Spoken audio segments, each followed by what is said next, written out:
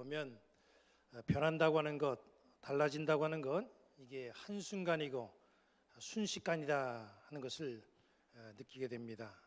이걸 보면서 우리가 소망하는 것도 지금은 답답하고 또 꽉 막히는 것 같지만 하나님의 때에, 우리가 모르는 그 하나님의 때에 순식간에 모든 것이 바뀌어지고 반전되고 이루어지는 역사가 있게 되기를 주님의 이름으로 간절히 축원합니다.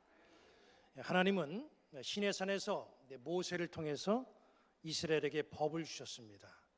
공동체가 유지되려면 법이 꼭 필요하지요. 법을 통해서 시시비비가 가려지고 정리가 됩니다.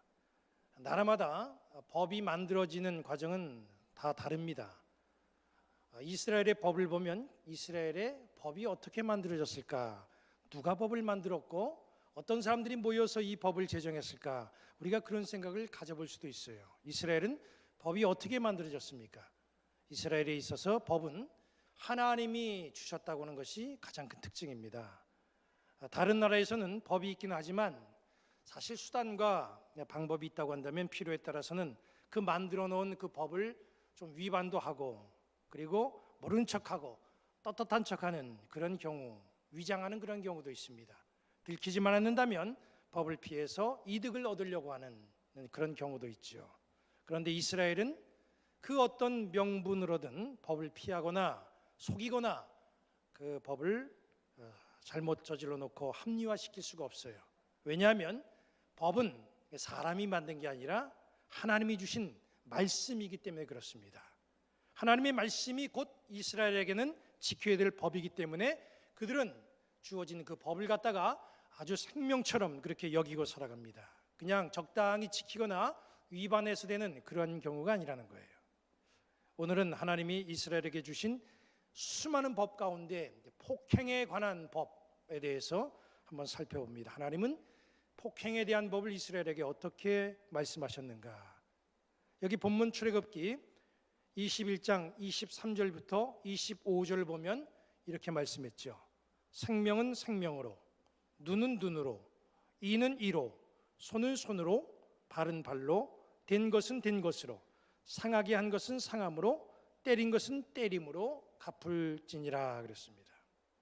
이 법을 사람들은 동해 복수법이다 그렇게 말합니다. 왜냐하면 동일하게 해를 가해서 복수하는 법이라는 그런 뜻이기 때문에 그래요. 그래서 그런지 이스라엘 사람들은 해를 당하면 그냥 참거나 견디질 않고 바로 보복을 합니다. 이스라엘 역사 속에서 수많은 폭행 전쟁이 일어났을 때 이스라엘은 여지없이 이 법을 들고 나와서 그대로 행합니다. 성경 속에서 이 동해복수법에 대한 이해를 한 군데 찾아보면 사사기에서 찾아볼 수가 있어요. 사사기 19장부터 보면은 한 이야기가 나옵니다. 어떤 가정사의 이야기가 나와요. 어떤 레위 사람과 그의 첩에 대한 이야기가 나오거든요. 거기 보면 에브라임 지파 산지에 어떤 레위 사람이 살고 있었어요. 이 사람이 유다 지파 지역의 베들레헴에 살고 있는 여인을 첩으로 얻습니다. 그런데 얻은 첩이 바람을 폈어요. 그리고 친정으로 도망가 버립니다. 그래서 그 레위 사람이 첩을 찾아서 장인집으로 이제 가는 거예요. 그 장인집에 며칠을 머물면서 이제 첩을 잘 설득하고 그리고 첩을 데리고 다시 집으로 돌아옵니다. 오는 길에 베냐민 지파 영역인 기브아 지역을 지나요. 근데 이제 날이 저물어서 거기서 유숙을 해야 됩니다. 유숙하는데 이제 문제가 생겼어요. 그 유숙하는 그 기브아 지역에서 베냐민 지파 불량배들이 자기 첩을 욕을 보이게 됩니다. 그리고 그 첩이 지쳐가지고 죽게 돼요. 그리고 이 사람은 첩을 데리고 집으로 가다가 그런 끔찍한 일을 당하고 억울한 일을 당해서 이럴 수가 없다 그렇게 여기고 이스라엘 전 지파에게 이 사실을, 이 억울한 사실을 알립니다. 이 세상에는 억울한 일을 당하는 사람들이 꽤 많이 있죠. 그리고 감춰진 비밀들이 상당히 많이 있습니다.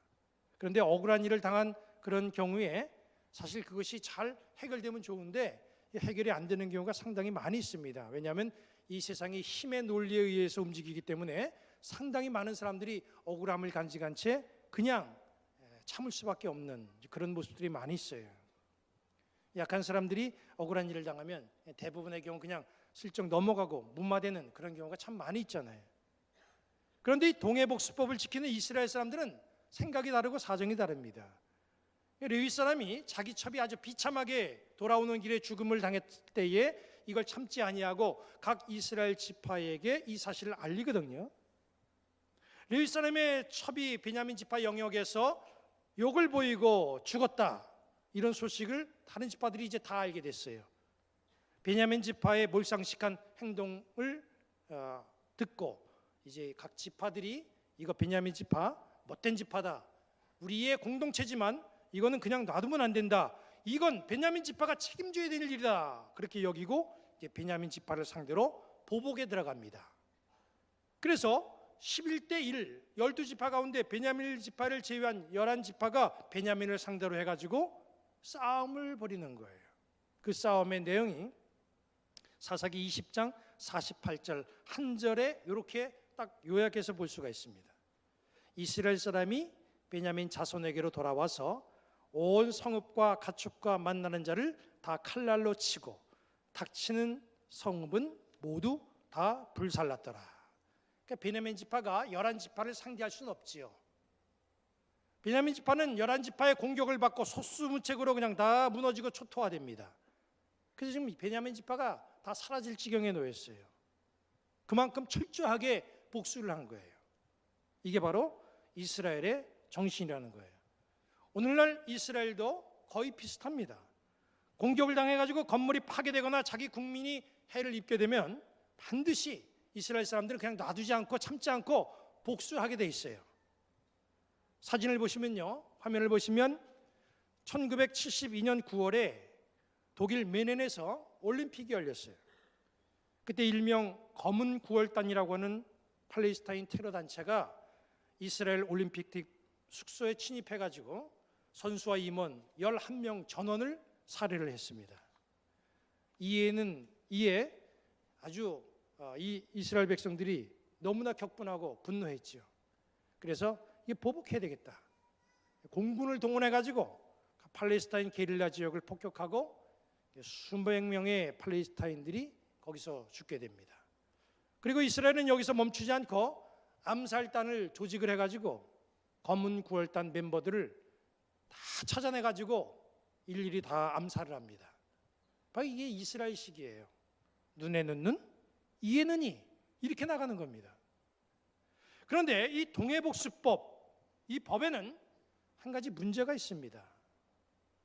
이 법을 사용하는 한 복수라고 하는 것은 끝이 없다는 거예요. 그래서 항상 복수당할 상황을 생각하고 불안불안하게 인생을 살아갈 수밖에 없는 거죠. 그렇다면 우리가 궁금한 점이 있어요. 하나님은 왜 이런 위험천만한 법을 주시고 왜 이걸 지키라고 했을까? 법을 통해서 아름다운 세상을 만들어가야지, 이 법을 통해서 분쟁이 일어나고 싸움이 지속되고 이 분쟁의 고리가 끊어지지 않는다고 한다면 그게 무슨 법의 취지에 맞는가? 왜 그런 법을 하나님께서 이스라엘 백성들에게 줬을까? 완전하신 하나님이 왜 이런 법을 내려줬을까? 우리가 궁금해하고 또 의아해할 수밖에 없습니다. 그런데 우리가 더 혼돈되는 것은 이 법에 대한 예수님의 말씀 때문입니다. 마태복음 5장 38절부터 42절까지의 말씀을 보면 이 동해복수법에 대한 예수님의 말씀이 나와 있어요. 예수님은 여기에 대해서 어떻게 생각하고 계셨는가 봤더니 또 눈은 눈으로 이는 이로 갚으라 하였다는 것을 너희가 들었으나 나는 너희에게 이르노니 악한 자를 대적하지 말라. 누구든지 내 오른편 뺨을 치거든 왼편도 돌려대며 또 너를 고발하여 속옷을 가지고자 하는 자에게 겉옷까지 가지게 하며 또 누구든지 너를 억지로 오리를 가게 하거든 그 사람과 심리를 동행하고 네게 구하는 자에게 주며 네게 꾸고자 하는 자에게 거절하지 말라. 눈은 눈으로 이는 이로 갚으라 하였다는 그 동해복수법, 그 동해복수법을 너희가 들었지만 나는 너희에게 이렇게 말한다. 주님이 그렇게 말씀하시는 거예요. 폭행에 대한 예수님의 생각이 출애굽기 21장의 말씀과 다르다는 거잖아요. 이렇게 되면 우리는 혼란스러워요. 그러면 구약에 나와 있는 하나님이 이스라엘 백성들에게 시내산에서 주신 이 동해복수법, 이 법을 지켜야 되는 건지, 아니면 신학에 예수님이 말씀하신 이 말씀을 지켜야 되는 것인지, 뭘 따르고 뭘 믿어야 되는가, 우리가 혼란이 올 수밖에 없죠. 우리가 이 문제를 해결하려면 먼저 출애굽기에 나와 있는 이 말씀, 동해복수법에 대한 말씀을 충분히 이해를 해야 됩니다. 눈은 눈으로, 이는 이로 갚으라고 하는 그 취지, 법엔 다 취지가 있잖아요. 그 법을 세울 때 다 의도가 있습니다. 그 취지가 뭔가? 이것은 내가 상하게 한 그 아픔이 얼마나 큰 아픔인지 너도 스스로 한번 느껴봐라, 이런 취지가 담겨져 있는 거예요. 그래야 내가 타인에게 준 고통이 얼마나 큰 문제였는지 깨닫게 된다는 거죠. 이것은 주님이 말씀하신 내 이웃을 내 몸과 같이 사랑하라 라고 하는 말씀과도 맥을 같이 하는 말씀입니다. 오늘 우리는 이 시간 이 폭행의 문제에 답을 제시하는 이 출애굽기에 나와 있는 이 동해복수법과 마태복음의 예수님의 말씀을 통해서 정답을 찾아내는 그런 귀한 시간이 되기를 바랍니다. 성경을 통해서 이 문제에 대한 답을 찾는데 가장 좋은 이해가 창세기에 나와 있어요. 창세기에 나와 있는 요셉의 이야기, 이것이 바로 이 말씀에 가장 적합한 예화입니다. 요셉에게는 10명의 형들이 있었죠. 창세기 37장 4절 말씀 보니까 요셉을 향한 형들의 태도가 어떤 태도였는지, 그 형제들과의 관계가 어땠는지 너무나 잘 알 수가 있어요. 4절 말씀에 그렇게 나와 있습니다. 그의 형들이 아버지가 형들보다 그를 더 사랑함을 보고 그를 미워하여 그에게 편안하게 말할 수 없었더라. 이걸 보면 요셉의 형들은 아버지 야곱이 요셉을 편애하는 바람에 동생 요셉을 미워하고 있다라고 하는 것을 알 수가 있어요. 그래서 요셉을 대하는 태도나 말이 늘 퉁명스러웠어요. 쉽게 말해가지고 지금 형제들 사이가 좋지가 않았다는 거예요. 요셉의 형들은 하루는 가축이 먹을 풀과 물을 찾아서 먼 길을 떠나 나섭니다. 유목민이니까 늘 그래야 돼요. 텐트를 치고 나가면서 가축을 먹일 물과 그리고 풀을 찾아서 그렇게 길을 나설 수밖에 없죠. 야곱은 자식들이 가축을 정말 잘 돌보고 있는지 확인하기 위해서 요셉을 형들에게 보내죠. 형들은 들판에서 양을 치다가 요셉이 멀리서 오는 것을 바라봅니다. 저기 요셉이 온다. 요셉을 죽여서 구덩이에 던져버리자. 그리고 아버지에게는 들짐승이 잡아먹었다고 하자. 이제 이런 모의를 꾸미는 거예요. 이때 루벤이 나서서 죽이지는 말고 그냥 구덩이에 집어넣자, 이렇게 제안을 하지요. 루벤의 생각은 지금 이 형제들이, 동생들이 분노가 그냥 막 들끓어가지고 요셉을 해치려고 하지만 조금 지나면 분노가 가라앉게 돼 있고, 분노가 누그러지게 되면 그때 요셉을 아버지에게로 보내면 되겠다, 이런 생각에서 그렇게 미우나 고우나 동생인데 죽일 수 없다, 이런 생각에서 루벤이 이제 그런 생각을 갖고 구덩이에 넣자고 그렇게 제안을 했어요. 이건 마청다운 그런 생각이고 그런 마음이죠. 형제들은 요셉을 붙잡아서 옷을 벗기고 구덩이에 던집니다. 요셉의 입장에서 보면 얼마나 이게 기가 막히고 깜짝 놀랄 일입니까? 요셉이 형들을 찾아왔는데 갑자기 형들이 악마가 돼가지고 자기 옷 벗기고 구덩이에 집어넣을 때에 요셉이 얼마나 당황하고 얼마나 무서웠겠어요. 그리고 자기는 지금 구덩이에서 알몸으로 벌벌벌 떨고 있는데 창세기 37장 25절 말씀에 보면은 형들은 아주 태연하게 음식을 먹고 있어요. 동생은 구덩이에서 살려달라고 아우성치는데 이게 밥이 입에 들어갑니까? 그렇게 하고 있더라는 거예요. 형제인데도 동생이 구덩이에서 어떤 공포와 어떤 아픔을 당하고 있는지 이게 안중에도 없는 거예요. 게다가 애굽으로 가는 상인들에게 요셉을 노예로 팔아버립니다. 노예로 팔리면 소망이 없는 인생이 되는 거잖아요. 한마디로 신세 망치는 거예요. 다른 사람도 아니고 동생인데 그렇게 했다는 거예요. 아무리 동생이 미워도 그렇게 할 수가 있습니까? 아버지가 동생을 좀 더 사랑한다고 해서 어떻게 죽일 생각을 해요? 동생이 좀 납득이 안 가는 이상한 꿈을 꿨다고 해서 어떻게 죽일 생각을 합니까? 눈에는 눈, 이에는 이, 이러한 법은 바로 요셉의 형들 같은 사람들 때문에 생겨난 법이에요. 왜 그런 줄 아십니까?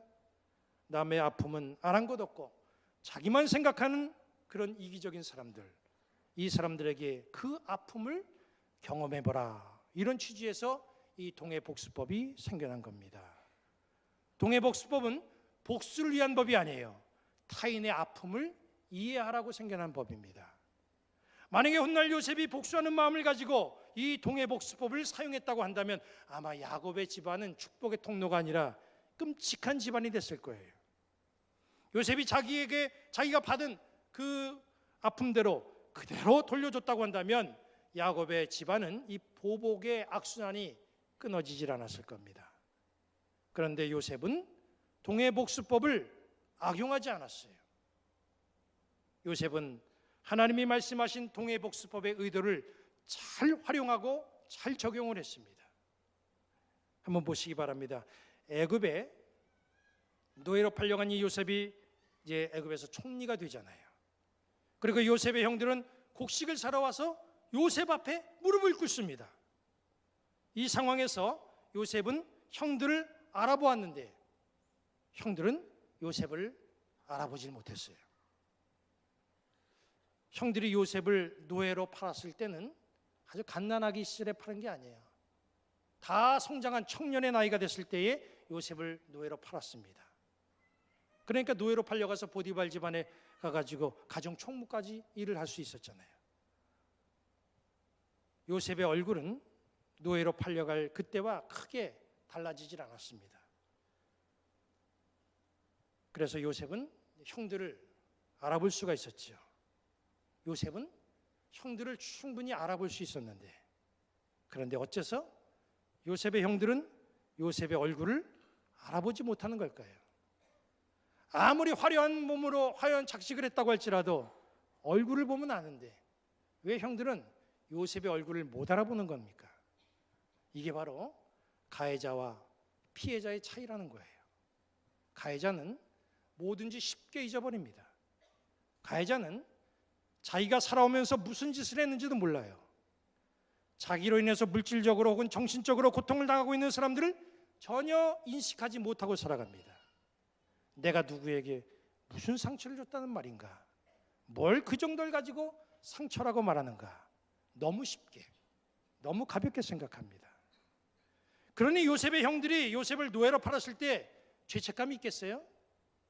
구덩이에서 살려달라고 외칠 때에 천연덕스럽게 밥을 먹을 줄 알았지 거기에 무슨 문제의식이나 죄의식이 있겠습니까? 그냥 서슴없이 노예로 팔아버리는 거예요. 너무 가볍게 생각하는 거죠. 그런데 피해자는 달라요. 피해자들에게는 평생을 가도 지워지지 않는 상처들이 있습니다. 요셉은 자기를 구덩이에 던졌던 형들의 얼굴 잊을 수가 없어요. 똑똑하게 기억하고 있습니다. 자기를 노예로 팔고 뒤돌아선 이 형들의 모습 너무나 생생합니다.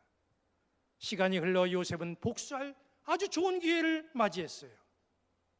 지난 날을 생각하면 형들은 그 자리에서 다 죽여도 현치 않습니다. 요셉은 형들을 복수한다고 해도 요셉을 비난할 사람은 없을 거예요. 그런데 요셉이 어떻게 했어요? 복수를 했습니까? 동해복수법을 사용했습니까? 요셉은 자기가 받은 고통을 형들에게 되돌려주지 않았습니다. 보복하지 않았어요. 요셉이 형들에게 보복하지 않은 이유가 뭡니까? 요셉은 곡식을 사러 애굽에 온 형들을 정탐꾼으로 몰아서 이제 감옥에 3일을 가둬두지요. 그리고 3일이 지나서 형들을 돌려보내면서 하는 말이 막내 동생을 데려와라. 데려올 때까지 너희 형제 중에 한 명을 내가 인질로 애굽에 잡아두겠다. 이 말을 들은 요셉의 형들이 아주 충격적인 그 쇼크를 받고 그리고 좌절하지요. 사람이 어떤 충격적인 그런 말을 들었을 때에 또 특별한 사건을 접했을 때에 갑자기 기억이 떠오르는 것들이 있어요. 마태복음 21장 73절부터 75절을 보면 조금 위에 곁에 섰던 사람들이 나와 베드로에게 이르되 너도 진실로 그 도당이라 네 말소리가 너를 표명한다 하거늘 그가 저주하며 맹세하여 이르되 나는 그 사람을 알지 못하노라 하니 곧 닭이 울더라. 이에 베드로가 예수의 말씀에 닭 울기 전에 네가 3번 나를 부인하리라 하심이 생각나서 밖에 나가서 심히 통곡하니라 그랬습니다. 베드로는 예수님을 모른다고 완강하게 부인하다가 닭이 울었을 때에 그 상황을 접한 베드로가 네가 3번 나를 부인하리라고 말씀하신 예수님의 말씀이 기억이 나는 거예요. 출애굽기 2장 23절 25절을 봅니다. 여러 해 후에 애굽 왕은 죽었고 이스라엘 자손은 고된 노동으로 말미암아 탄식하며 부르짖으니 그 고된 노동으로 말미암아 부르짖는 소리가 하나님께 상달된지라. 하나님이 그들의 고통을 들으시고 고통 소리를 들으시고 하나님이 아브라함과 이삭과 야곱에게 세운 그의 언약을 기억하사 하나님이 이스라엘 자손을 돌보셨고 하나님이 그들을 기억하셨더라. 하나님도 이스라엘 백성들이 노예 생활하면서 탄식하는 소리를 들으시고 오래전 아브라함에게 약속하셨던 언약의 말씀을 기억하셨다고 말씀은 기록하고 있습니다. 부르짖으니까 왜 저러나 보시다가 아하, 옛날에 이런 약속이 아브라함과 있었지, 이걸 기억하셨다는 거예요. 이렇게 어떤 계기를 통해서 기억해내는 것들이 있다는 거예요. 요셉의 형들도 마찬가지입니다. 요셉이 지금 막내 동생 베냐민을 언급합니다. 그 이야기를 했을 때에 그 충격적인 얘기를 듣고 요셉의 형들은 잊고 있었던 일, 그들 옛날에 동생을 애굽의 노예로 팔았던 그 일이 기억이 난 거예요. 그래서 창세기 42장 21절에 이렇게 말하고 있지요.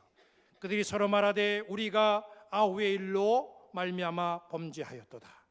그가 우리에게 애걸할 때에 그 마음의 괴로움을 보고도 듣지 아니하였으므로 이 괴로움이 우리에게 임하도다. 동생이 이 요셉이 동생 베냐민을 운운하니까 형들이 비로소 그 옛날 요셉에게 해를 가한 일들을 머릿속에 떠올리고 죄책감을 가지고 후회했다 그런 거예요. 우리가 아우의 일로 말미암아 범죄하였도다. 죄를 고백하게 됐어요. 요셉은 자기 죄를 고백하는 형들의 마음을 본 거예요. 그리고 자기들이 무슨 죄를 저질렀는지 깨닫고 있는 형들에게 요셉은 자기가 받은 대로 똑같이 되돌려주지 않았습니다. 내가 노예 생활했으니까 너희도 한번 노예 생활해봐라. 붙잡아서 노예로 삼지 않았습니다. 요셉이 왜 형들에게 보복하지 않았습니까? 형들에게서 뉘우치고 반성하는 마음을 보았기 때문에 그런 거예요. 자기가 한 죄와 허물을 알고 있는 사람, 그래서 뉘우치고 회개하는 자는 용서받을 자격이 있습니다. 남의 눈에 해를 가하거나 남의 일을 부러뜨린 자가 그 마음속에 자기가 가해한 그 아픔을 느끼고 고통스러워한다고 한다면 똑같이 그 상처를 되돌려받지 않아도 돼요. 요셉의 형제들은 요셉이 동생을 데려오라고 하는 그런 말을 듣고 지난날 자기들이 요셉에게 가한 그 일들을 생각해냈습니다. 그리고 그 일을 생각하면서 후회하고 뉘우치기 시작했어요. 우리는 어떤 사건, 상황, 계기를 통해서 지난날을 돌아보는 기회가 될 때가 있습니다. 바로 오늘 이 시간 말씀을 듣는 이 자리가 우리에게도 그런 자리가 되기를 바랍니다. 주님이 주시는 말씀을 듣고 지난날 남에게 상처를 주고 아픔을 주었던 일들이 내 머릿속에 생각이 난다고 한다면 그것들을 기억해내고 회개하는 소중한 시간이 되시기를 바랍니다. 자칫하면 우리의 인간관계는 보복의 악순환이 될 수가 있어요. 이런 보복은 하나님이 원하셨던 동해 복수법의 취지도 아니고 예수님의 사랑의 법에도 맞지가 않습니다. 우리가 살면서 남에게 해를 끼친 일이 생각난다면 나에게 해를 받은 그 사람이 가지고 있는 그 아픔을 이해하고 용서를 구하고 보복의 악순환을 내가 먼저 끊어버리는 그런 용기 있는 사람들이 되시기를 바랍니다. 이게 진정 동해 복수법을 주신 하나님의 뜻을 이루어가는 사람이에요. 또한 우리는 보복 근절을 말씀하신 예수님의 마음을 우리 마음속에 담아야 됩니다. 상대가 잘못을 인정하고 뉘우치고 후회하면 따뜻하게 맞아주고 용서하고 화목을 이루는 그런 요셉과 같은 사람이 되어야 된다는 거예요. 이것이 폭력에 관해서 말씀한 출애굽기의 동해복수법과 또 복음서에서 나오는 예수님의 말씀을 이루는 방법입니다.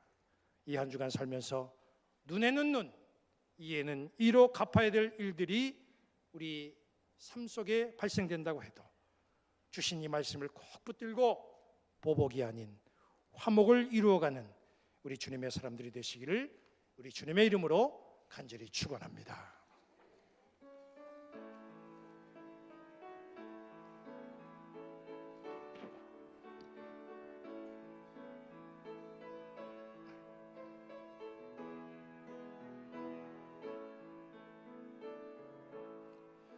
나의 모든 행실을 주여 기억 마시고 바른 길로 인도하소서.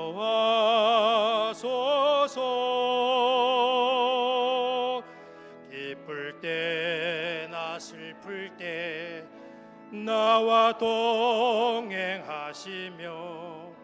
밤낮 서로 인도하소서.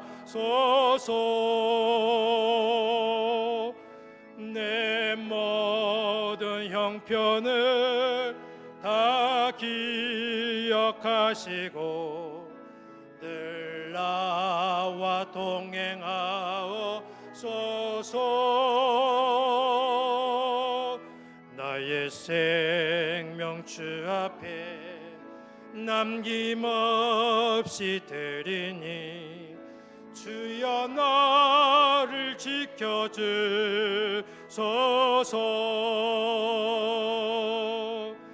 나의 모든 실수를 주여 용서하시고 바른 길로 인도하소서.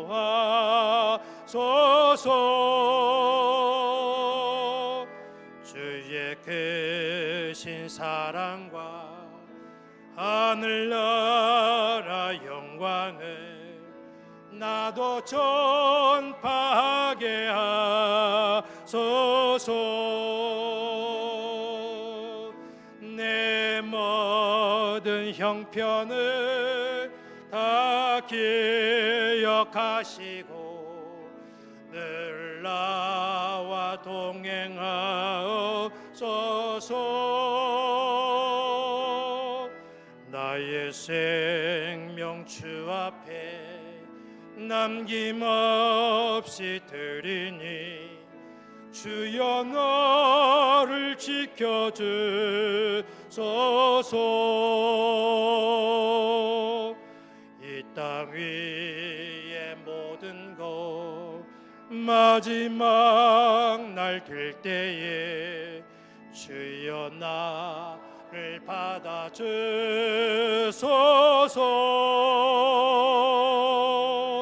주의 얼굴 대할 때 귀한 상급 주시고 면류관을 쓰게 하소서. 내 모든 형편을 다 기억하시고 늘 나와 동행하옵소서. 나의 생명 주 앞에 남김없이 드리니 주여 나를 지켜주소서.